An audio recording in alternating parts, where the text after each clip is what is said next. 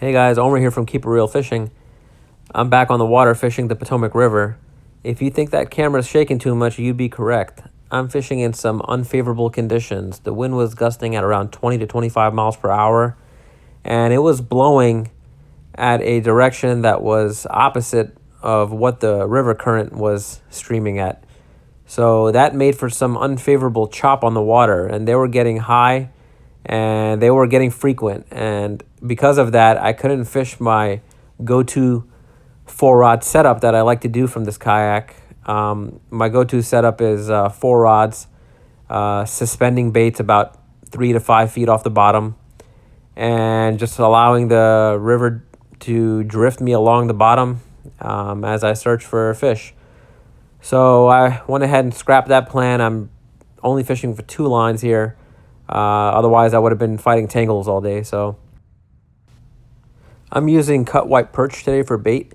That's what I had easy access to, and it does a pretty good job for catfish, I find.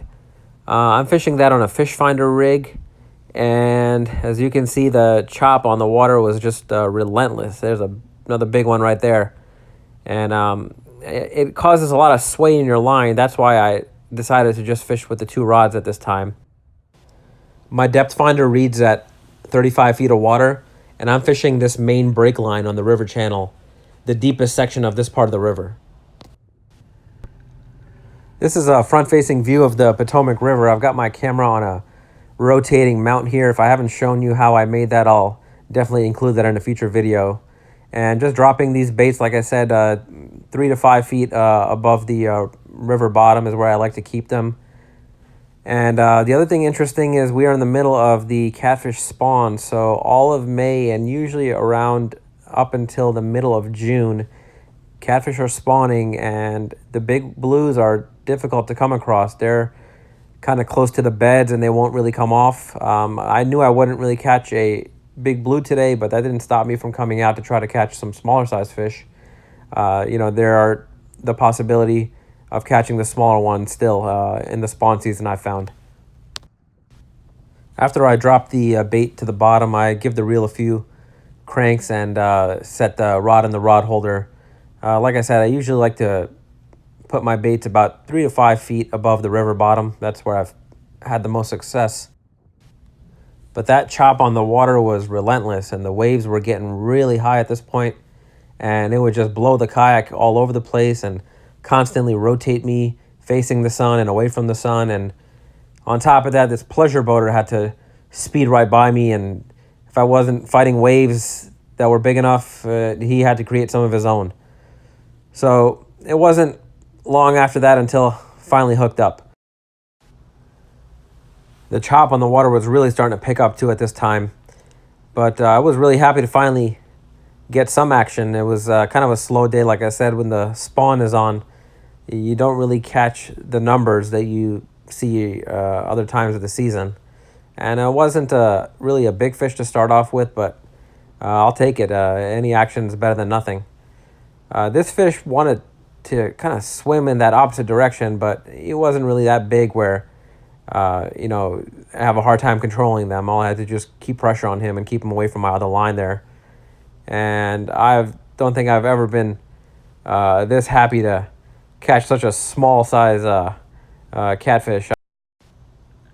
I almost thought at this point I would just hang around the river and keep all my baits out of the water, see if the weather would calm down just a little bit to make the conditions a little bit better. But when I checked my phone, the forecast was pretty much consistently windy throughout the whole day, so I didn't really see any utility in that. I'm just going to make the most of what the day is. You can't really dictate all the conditions. So this left rod was just getting a few bites, but it didn't hook up, so I just decided to rebait here. I just put the white perch there through the belly portion over there, just make sure there's no scale sitting there on the tip of the hook and all the hook point is exposed. After I rebaited and dropped back down, I got hooked up to fish number 2. This fish initially hit it. I didn't really feel him hook up. Then I saw my rod tip go down and stay down, and I knew he was hooked up at that point. Sometimes you get these small little pecks, and those are dink catfish that aren't big enough to, really put some bend in that rod. But this was, not really that bad size of a fish.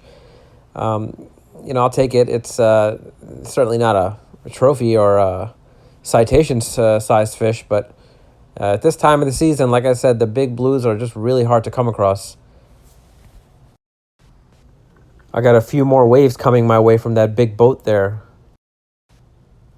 That circle hook came out nice and easy there.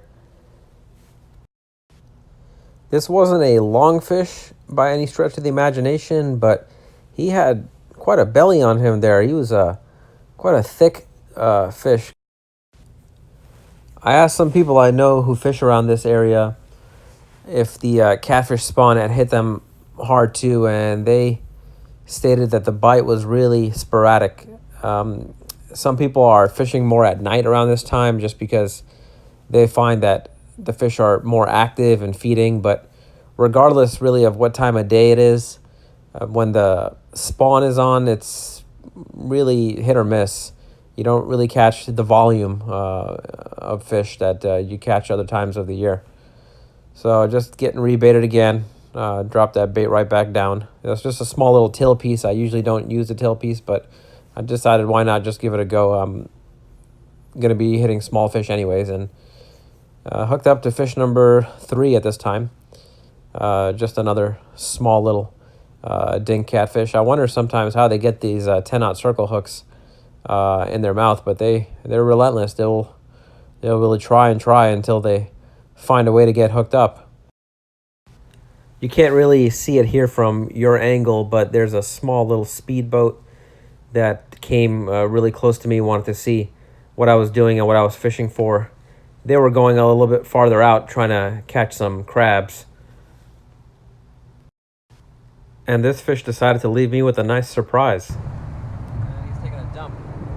Look at that. That is disgusting. And that was pretty much all the action. I almost feel embarrassed to post this video with such little action, but I wanted to accomplish 2 things here. And that was, number 1, taking this kayak out on some unfavorable conditions with a lot of wind gusts. It was the first time I've really tested this kayak out on the water under these conditions, and I've heard pretty good reviews about these Hobie Outbacks, and I'll have to say I'm pretty pleased so far with it. And just to see what the catfish spawn puts you up against. It's not my last time fishing the spawn, but I'll certainly remember this for future times to come. Anyways, tight lines, and thanks for watching, guys.